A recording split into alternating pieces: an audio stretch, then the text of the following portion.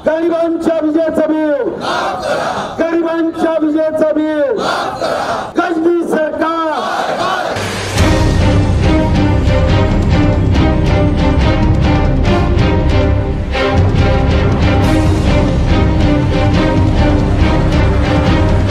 राजीनामा द्या, राजीनामा द्या। कोणते युनिट फुकट देतो म्हणणाऱ्या आमदाराचा, कोणते युनिट फुकट देणाऱ्या आमदाराचा।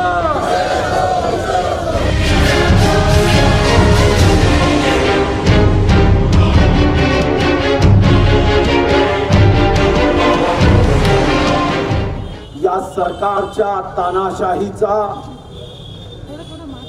या सरकारच्या दडपशाहीचा व या सरकारच्या अन्यायाविरुद्ध जनतेचा आवाज बुलंद करण्यासाठी महात्मा गांधी चौकामध्ये एकत्र आलो आहे। ज्या सरकारने आपल्या जाहीरनाम्यामध्ये आश्वासन दिलं होतं की आमचं सरकार निवडून आल्यानंतर या महाराष्ट्रामध्ये गरीब वीज ग्राहकांना त्यांच्या वापरासाठी मोफत वीज देऊ। मोफत वीज तर दिली नाही, त्याबद्दल एक शब्द काढायला सरकार तयार नाही। व या कोरोनाच्या संकटात जेव्हा गरीब आर्थिक दुष्टचक्रात सापडला, हातावर ज्याचं पोट आहे, ज्याचं सकाळ दुपार संध्याकाळचा जेवण्याचं ताट हातावर आहे, कोरोनामध्ये सरकारने सांगितलं की तुम्ही लॉकडाऊन मध्ये बाहेर निघू नका। हात रिकामे होते, वीज वापरल्या जात होती। एकीकडे सरकारचे मंत्री दर आठवड्यात दर महिन्यात आम्ही गरिबांना न्याय देऊ ही भाषा करत होते, आणि आज जेव्हा एखाद्या गरीब व्यक्तीवर, गरीब कुटुंबावर, एखाद्या घरात कपडे धुण्यासाठी कामावर जाणाऱ्या महिलेवर या कोरोना संकट काळात जेव्हा तिच्या हाताला काम नाही, त्याच्या हाताला काम नाही, 50,000 रुपयाचं विजेचं बिल, 40,000 रुपयाचं विजेचं बिल, किती विचार केला तरी गरीब माणसाला 24 तास झोप उडून गेली आहे की मला महिन्याला 8,000 रुपये 9,000 रुपये पगार आहे, मी 40,000 रुपयाचं जर बिल भरायचं असेल तर मी जगायचं कसं? माझं जीवन म्हणजे एक प्रश्नचिन्ह झालं, आणि सरकार धोका करताय।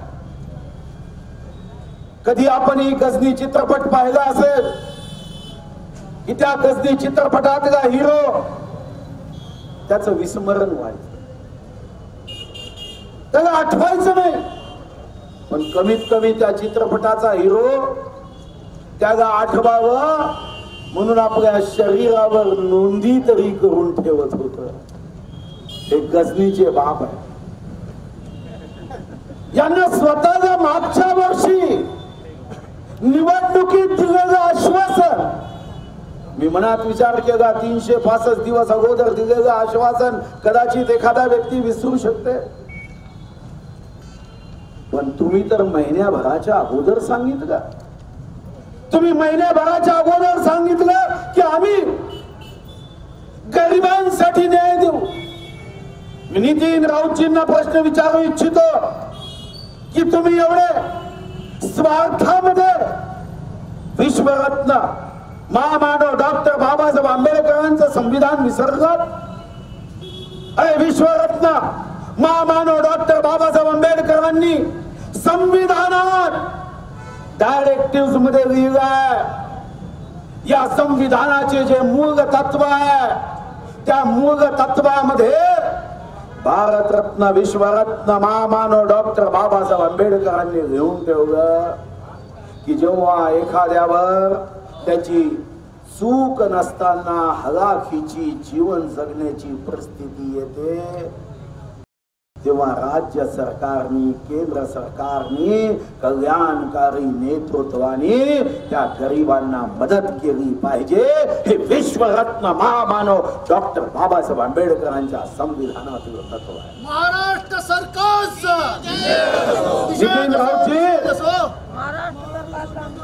नितीन राऊतजी काय झालं तुम्हाला? अरे तुम्ही 1 महिन्या अगोदर आश्वासन दिलं होतं, संविधानाच्या तत्व कुठे गेलं? आणि मला कधी कधी आश्चर्य वाटतं, मी काल एक कविता वाचत होतो, फार सुंदर कविता लिहिली, त्या कवितेचा मी कवितेमध्ये म्हणून तर दाखवू शकत नाही, पण त्या कवितेचा सारांश होता, एका माणसाचा मेंदू बिघडला, डॉक्टरकडे गेला, डॉक्टरनी तपासायसाठी त्याचा मेंदू काढला, डॉक्टर मेंदू तपासतच होता आणि जेव्हा ते तपासणी झाल्यावर तो बघतो तर ज्याचा मेंदू काढला तो गायब आहे। आणि मग त्या कवितेत कवी आपलं वर्णन करतो आणि तो सांगतो की जेव्हा तो मेंदू लावण्यासाठी मी माणूस पाहिला, माणूस दिसत नाही। डॉक्टर म्हणतो की आता मी काय करायचं? मेंदू अलमारीत ठेवला, 1 वर्ष झालं, 2 वर्ष झाले, 3 वर्ष झाले, 4 वर्ष झाले, 5 वर्ष झाले, माणूस आलाच नव्हता। पण अचानक एक दिवस बाहेर जिंदाबाद चे नारे लागत होते आणि एक माणूस माझ्याकडे धावत दवाखान्यात आला, म्हणाला डॉक्टर साहेब मला ओळखलं? डॉक्टर म्हणाले नाही। मागे डॉक्टर साहेब मी 5 वर्षापूर्वी तुमच्याकडे मेंदूची तपासणी करण्याकरता आलो होतो आणि मेंदूची तपासणी करता करता अचानक एक माणूस मला घेऊन गेला, मेंदू इथंच राहिला आणि त्यांनी तिकीट दिली, निवडणुकीत उभा झालो, मंत्री झालो। आता पुन्हा निवडणुकीत माझं तिकीट कापलं, माझा मेंदू घ्यायला मिळाला। त्या कवीची ती कल्पना कधी कधी मनात येते की खरंच आहे का असं, की आम्ही काय बोलतो? म्हणजे एकीकडे सरकार सांगते की आमच्या तिजोरीमध्ये पैसे नाही। 1 जुलै 2017 लोकसभेत राज्यसभेत आपण कायदा पास केला। काय कायदा पास केला? लोकसभा राज्यसभेत कायदा पास केला की जीएसटी मध्ये कोणत्याही राज्याचं उत्पन्न कमी झालं दरवर्षी 14% चक्रवाढ आपण देऊ आणि या चक्रवाढाच्या हिशोबाने जे पैसे कमी होतील ते शेष फंडातून दिल्या जाईल। हे तुम्ही ईश्वरदार कवच कुंडल आणि कशासाठी रडता? पैसे नाही, पैसे नाही। म्हणजे गरिबांच्या विजेच्या ढिगाचे पैसे देण्याची वेळ आली तर तुमच्या तोंडातून भाषा निघते, पैसे नाही। मंत्र्यांच्या बंगल्यावर खर्च केला, आम्ही विचारलं नाही, आम्ही विचार केला त्या खर्च आनंदी उत्साही वातावरणात असलं पाहिजे।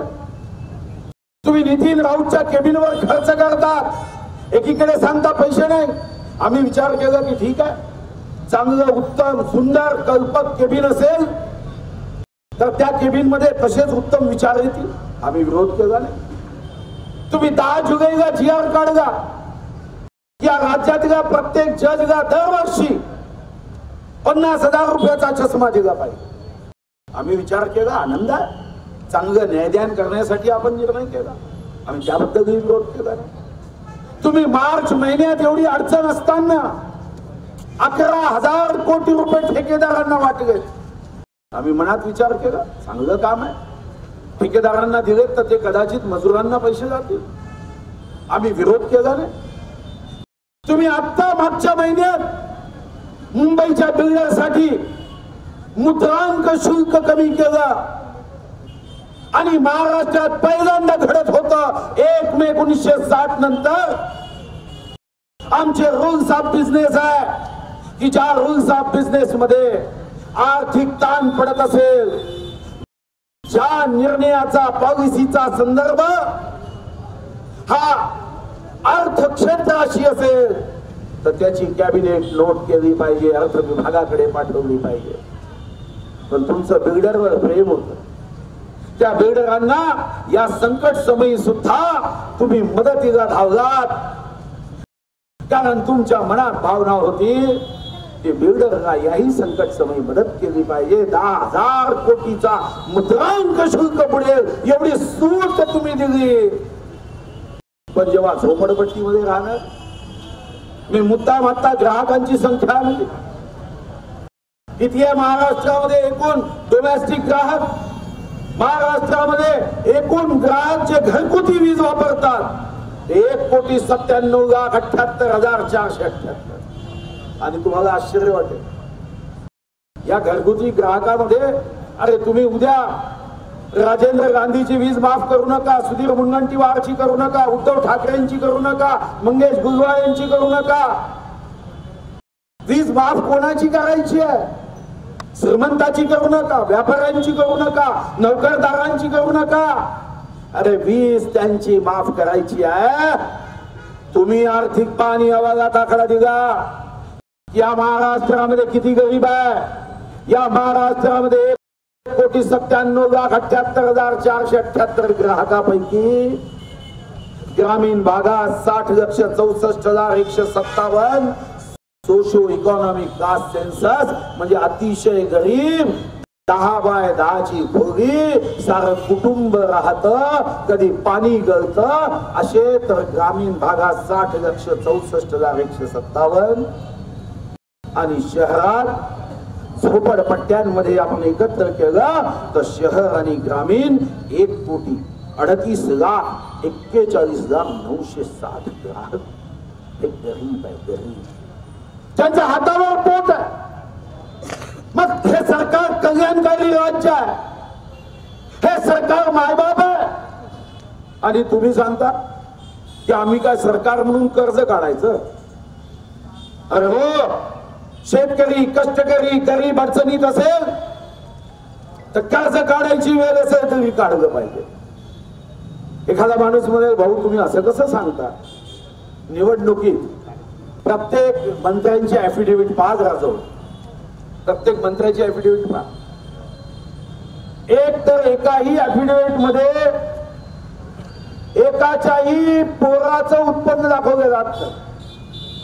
कारण 18 वर्षाच्या वरचा झाला मंत्र्याचे पोरं इतके हुशार असतात की ते मायबापावर अवलंबूनच राहतात. आणि दुसरी गोष्ट, तुम्ही आम्हाला तत्वज्ञान सांगता की राज्यासाठी कर्ज घेतलं नाही पाहिजे, पण तुम्ही मात्र तुमची पोरं उत्तम व्हावी, तुमच्या उत्पन्नापेक्षा तर 25% तुमच्यावर कर्ज आहे तुमच्या ऍफिडेव्हिट मध्ये.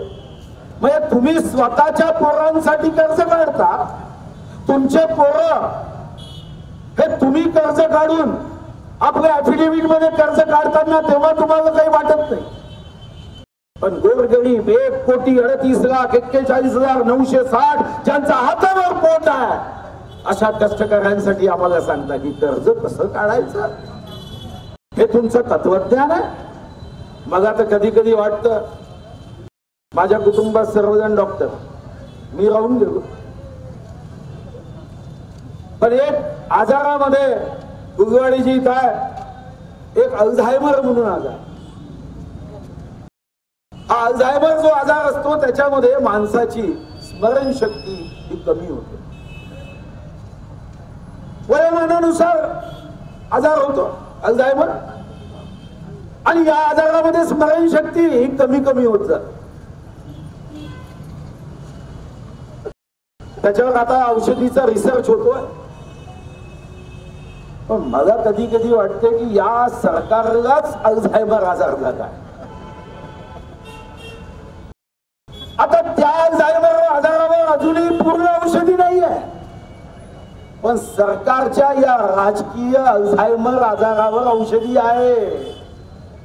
आणि ही औषधी आहे जनतेमध्ये जा.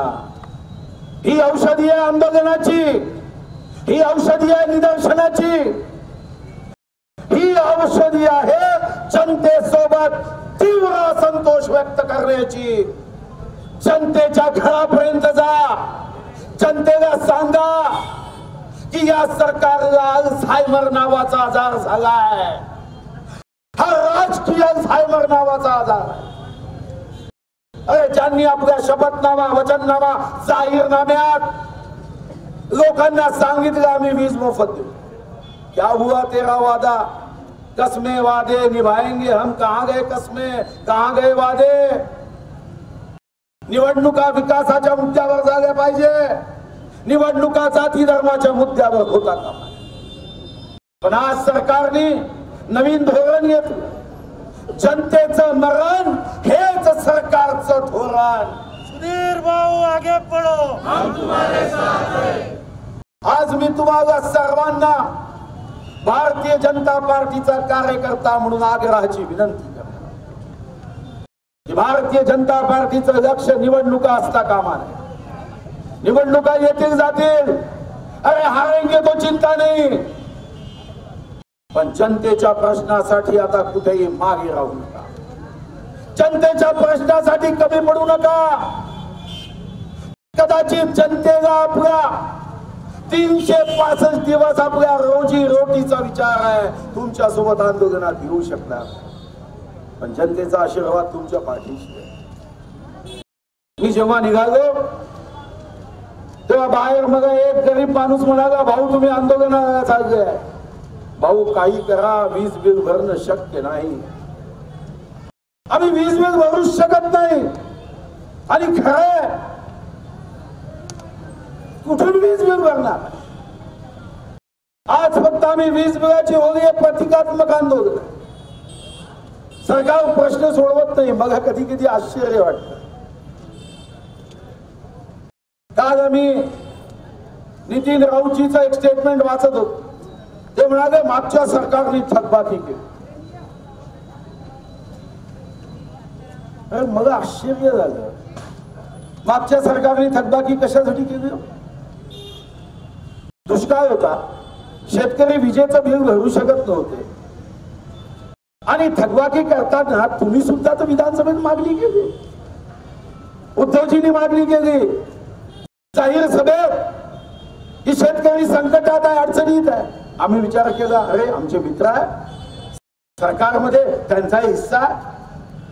जयंत पाटील साहेब राष्ट्रवादीचे अध्यक्ष, त्यांचं रेकॉर्ड मध्ये भाषण आहे की शेतकरी पैसे भरू शकत नाही. तुम्ही आता शेतकऱ्यांना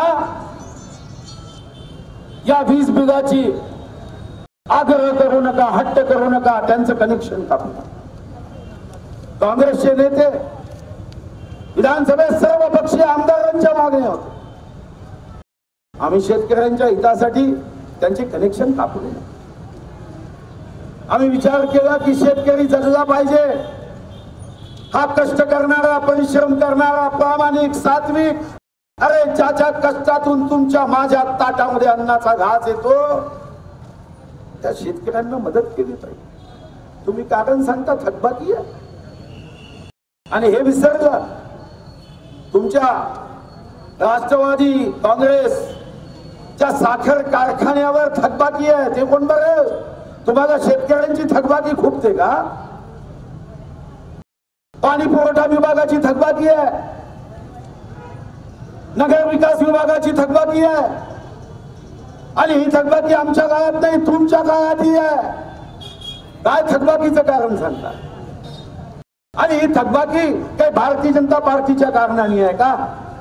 ही थकबाकी विधानसभेत सर्वांनी एकत्र येऊन दुष्काळाच्या चर्चेत जेव्हा भाषण केली, मागणी केली, आणि तेव्हा सर्वांनी निर्णय केला. तर आमची ही चूक आहे की आम्ही विरोधकांचाही सन्मान करतो, विरोधकांच्या मुद्द्याचाही आम्ही सन्मान करतो. ही चुकीची भावना आहे. अरे जनतेसाठी आम्ही विधानसभेत एकत्र येतो तेव्हा एकमेकाच्या मागण्या तर्काच्या आधारावर, आकड्यांच्या आधारावर, प्रामाणिकतेच्या आधारावर, सत्याच्या आधारावर, कष्टकरी जनतेच्या आवाजावर, या मागण्यांवर विचार झाला पाहिजे. आणि म्हणून या ठिकाणी आम्ही शेतकऱ्यांना विजेचं बिल, त्याचे कनेक्शन मी कापले नाही, पण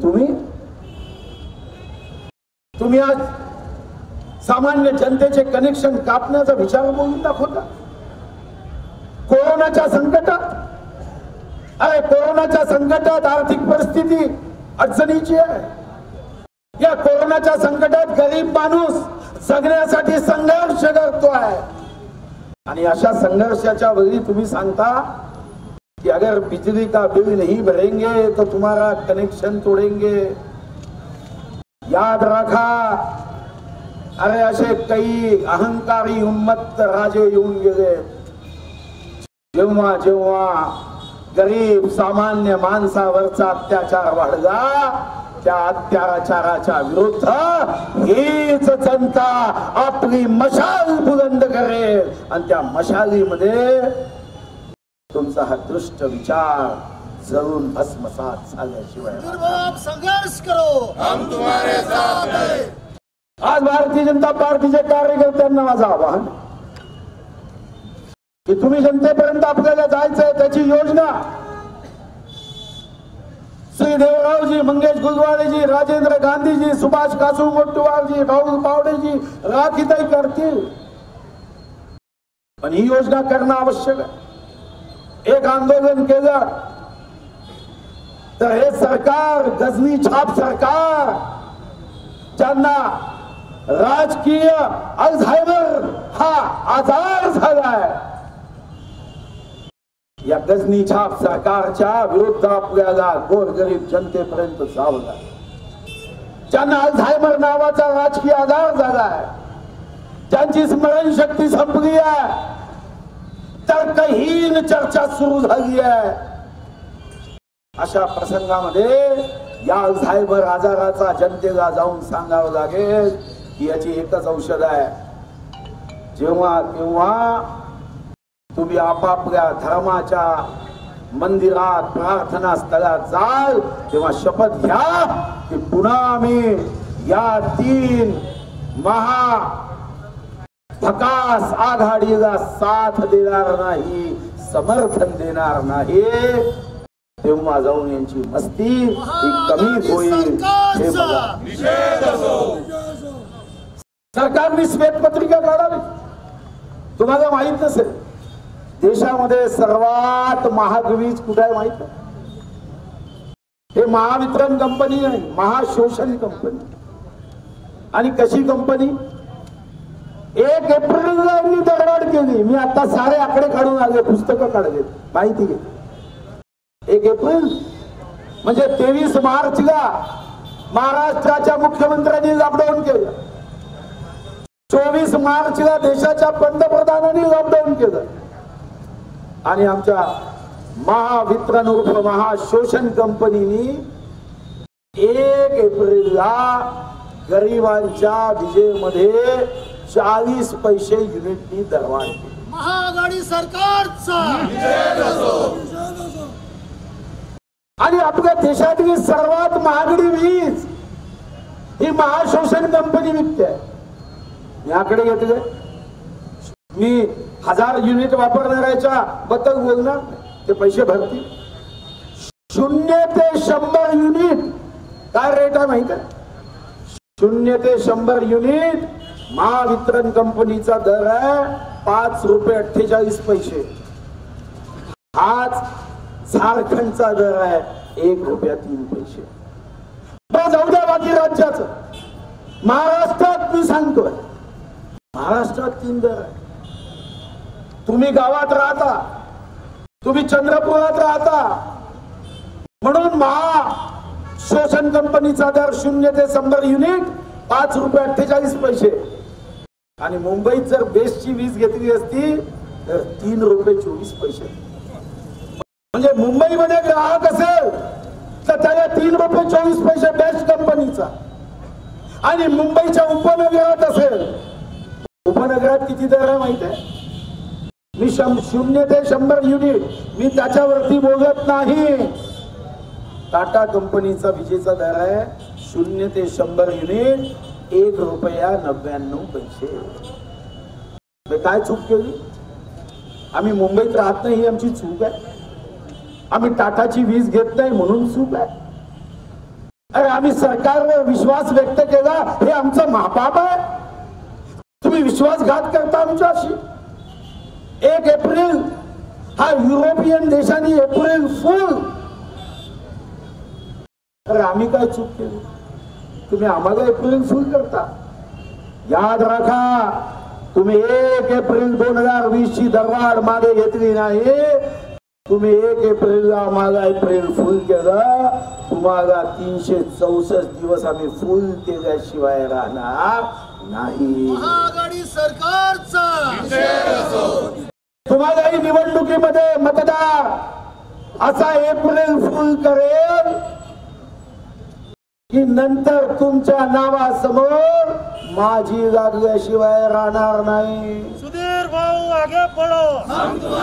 मी परवा व्हॉट्सअपवर बघत होतो, एका मंत्र्याचा एक बोर्ड होता, व्हॉट्सअपवर पाठवला होता. आता मंत्र्याच्या नावासमोर साधारणतः आपण ना करून 0 देतो, कारण ना म्हणजे नामदार विशेष दर्जा. पण तिथं ज्यांनी पाठवला 10व्या वर्गाचा पोरगा होता, त्यांनी त्या ना करून टिंब होत त्याच्यावर वरती एक अर्धचंद्र काढलं. मलाही समजलं नाही, म्हणून मी त्या व्हॉट्सअप पाठवलेल्या त्या विद्यार्थ्याला फोन केला. म्हणतो असाच अर्धचंद्र का काढला? तो म्हणाले पहिले मंत्री नामदार असायचे, पण मी अर्धचंद्र ना करून पॉइंट केला यासाठी काढला की आजकालचे मंत्री संजय राऊत साहेबांच्या भाषेमध्ये नॉटी असतात. आता तुम्हाला नॉटीचा अर्थ काय हे सांगायची आवश्यकता नाही, कारण संजय राऊत साहेबांनी आपल्या डिक्शनरी मध्ये नॉटी कशाला म्हणतात हे सांगितले. म्हणाले आजकालचे मंत्री नॉटी असतात, खरं बोलत नाही. आणि या सर्व वातावरणामध्ये आज महाराष्ट्र जो 1 मे 1960 ला स्वर्गीय यशवंतराव चव्हाणांनी मंगल कलश आणला, महाराष्ट्राचा मंगल कलश 1 मे 1960 पासून जो मंगल राज महाराष्ट्र में शुरू हुआ, अब मंगल राज से जंगल राज हम देख रहे हैं. आता मंगल राज पासून जंगल राज सुरू झालाय. गोरगरिबांचा आवाज कानापर्यंत पोहोचत नाही. अशा वातावरणामध्ये जर तुम्ही भारतीय जनता पार्टीच्या देशभक्तीच्या विचाराचं कंकण हाती बांधलं असेल तर खड्ड्यात गेली निवडणूक. निवडणुका आमच्यासाठी महत्वाच्या नाही. आमचा संकल्प, ध्येय, लक्ष्य विजय झाला तर जायचं नाही, पराभव झाला तर जायचं नाही. हम चुनाव हारेंगे मगर गरीबों के दिल जीतना चाहिए, उसे जीत के रहेंगे या संघर्ष करो. आणि त्यासाठी आज महात्मा गांधीजी चौकामध्ये महात्मा गांधीजी आपल्या पाठीशी उभे. त्यांनी सोडली काँग्रेसची साथ, आपल्या पाठीशी उभे. त्यांच्या मार्गाने आपल्याला आंदोलन करावी लागेल. एक आंदोलनाची श्रम करा. ही शक्ती, ही शक्ती वाढवायची असेल तर आज आमच्या पक्षाचे काही नेते एकटे आले असतील. आता एकटे दुकटे येऊनच आता शक्ती वाढवा. ही संघर्षाची वेळ है, संघर्ष का समय है. अगर अभी हम अपनी शक्ति को बढ़ाकर जनता की समस्या का विराट रूप हम सरकार को नहीं दिखा सकेंगे तर आम्ही या सरकारच्या माध्यमातून, या गजनी छाप सरकारच्या माध्यमातून लोकांचे प्रश्न आम्ही सोडवताना कमी. आणि म्हणून माझी आग्रहाची आपल्याला विनंती आहे, ये तो सुरुवात आहे, आता विजेच्या बिलाची होळी होईल, पण नुसतं विजेच्या बिलाची होळी होऊन आम्हाला थांबताय. मी माननीय प्रदेश अध्यक्ष चंद्रकांत दादा पाटलांनी विनंती केली की दादा, हा काही राजकीय कार्यक्रम होता कामा नये. विधानसभेच्या अधिवेशनामध्ये जोपर्यंत यावर निर्णय होत नाही तोपर्यंत विधानसभेच्या सभागृहामध्ये आमचा संघर्ष झाला. सुधीर भाऊ आगे बढ़ो, कैसा हो, कार्यकर्ते जनता रस्त्यावर आंदोलन करेल आणि आम्ही विधानसभेत जर सरकारने निर्णय केला नाही तर सरकारला येणाऱ्या प्रत्येक निवडणुकीत रस्त्यावर येईपर्यंत आमचं आंदोलन विधानसभेत सुरू राहील. आणि त्यासाठी माझी आपल्याला विनंती आहे की आपण सर्वांनी या आंदोलनाकडे एक कार्यक्रम, एक घटना, एक इव्हेंट, एक दिवस म्हणून पाहू नका. ही सुरुवात आहे आणि ही सुरुवात गांधीजीच्या समक्ष साक्षीने आम्हाला या गांधी चौकामध्ये पुन्हा एकदा 9 ऑगस्ट 1942 जसा नारा बुलंद झाला, चले जाओ, तसा या सरकारला जर विजेची दरवाढ मागे घेतली नाही, विजेच्या बिलामध्ये माफी दिली नाही,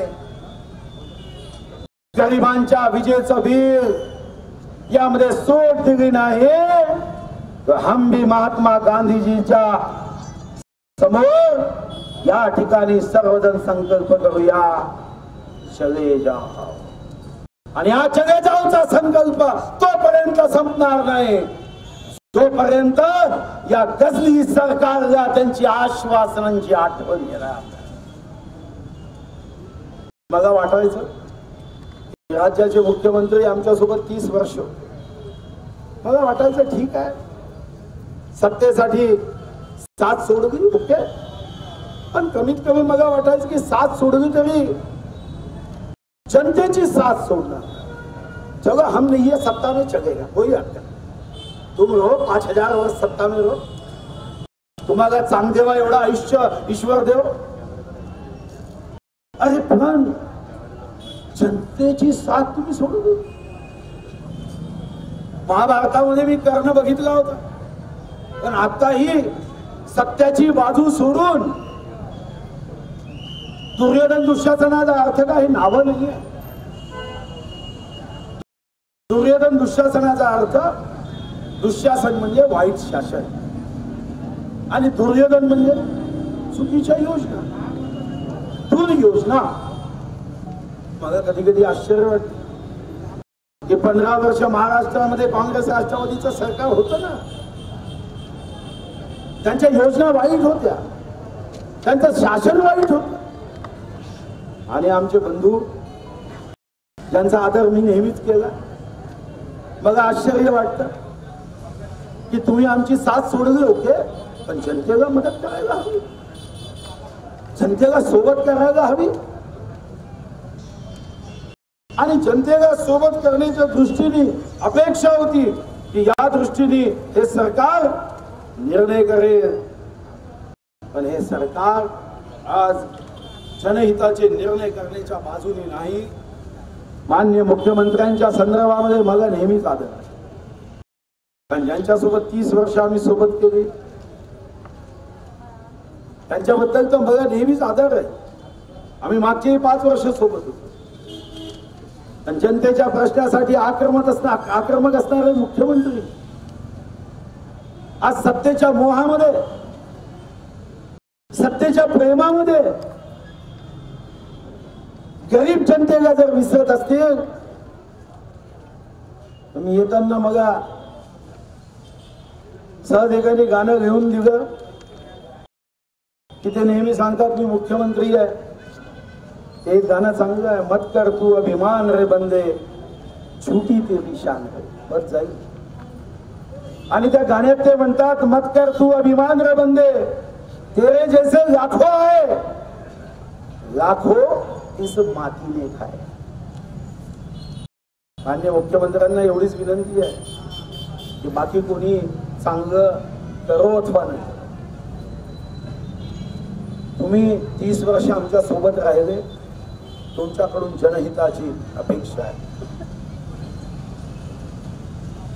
आणि जर निर्णय केला नाही तो लाखो इस मातीने खाए, लाखो इस मतपेटीने खाए. पुढच्या निवडणुकीत तुमच्या डिक्शनरीतला विजय पराक्रम हे शब्द दूर होतील आणि तुमच्या डिक्शनरीमध्ये एकच शब्द राहील, तो म्हणजे बिजली का करंट लग रहा है, बिजली का करंट अब हमें पराभूत कर रहा है. महाआघाडी सरकारचा आणि म्हणून आपल्या सर्वांना माझी विनंती आहे की आता आपण इथं वीज बिलाची होळी करून या नादान सरकारला इशारा देतोय, सुधर जाओ, तुमको सत्ता में रहना है तो 500 वर्ष सत्ता में रहो, मगर ध्यान रखो कितने वर्ष सत्ता में रही ये महत्वपूर्ण नहीं है, तुमने जनता के लिए क्या किया ये महत्वपूर्ण है. आणि यासाठी 1,38,00,000 जे सोशो इकॉनॉमिक कास्ट सेन्सस मधले गरीब कुटुंब आहे, ज्या कुटुंबाला आपण गरीब म्हणतो, ज्यांना तुम्ही 2 रुपये 3 रुपये किलोचं धान्य देता, मग तुमच्या पोटामधला अंधार दूर व्हावा म्हणून 2 रुपये 3 रुपये किलो धान्य देता, मग त्याच्या घरामधला अंधार दूर करण्यासाठी त्याला वीज सुद्धा जर तुम्ही 2 रुपयांनी लावली तर काय बिघडे. आणि यासाठी आपण सर्वांनी या आंदोलनात हा आवाज बुलंद करत आपला हुंकार या सरकारपर्यंत पोहोचवायचा आहे आणि इथून जाताना शपथ घ्यायची आहे, यात जब तक हम इस समस्या का युद्ध नहीं जीतेंगे तब तक भारतीय जनता पार्टी का कार्यकर्ता शांत नहीं बैठेगा. भारत माता की जय.